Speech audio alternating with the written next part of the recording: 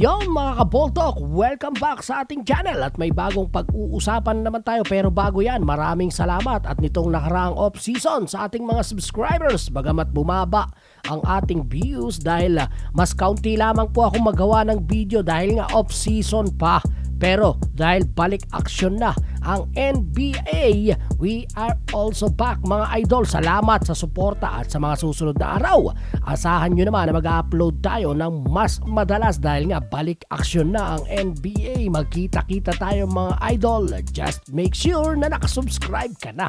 So yun nga mga kaboltok, sa ngayon, breakout season para kay Austin Reeves sa LA Lakers. Sa laki ng kontrata niya, malamang bibigyan na siya ng lisensya. Siya na ang pwedeng maging third star sa Lakers. Pero alam nyo bang bukod sa kanya, susubukan na rin daw ang kayang gawin ni Max Christie.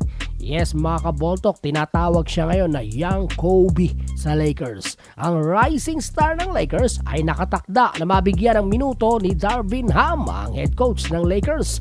Sinabi sa report na nagugulat daw ang mga kakampi ni Max Christie sa ipinakita nito sa katatapos lamang na training camp ng Lakers. At dahil nga diyan, panigurado mabibigyan ng minuto si Max Christie at makikipaglaban sa mga rookies ng Lakers. Masusubukan na ang bagong lineup ng Lakers kasama na nga si Max Christie dahil first preseason game ng Lakers kontra sa GSW. Mamaya na po yan, 6:30 PM dito sa Canada, 8:30 AM naman dyan sa Pilipinas. Magkita-kita tayo mga idol!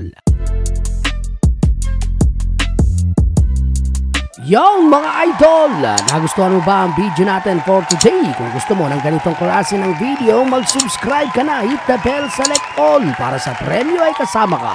Bisitahin mo na din ang ating Facebook page. Muli, salamat po, ako si John. Ito ang Basketball Talk. Basketball Talk, ipapakita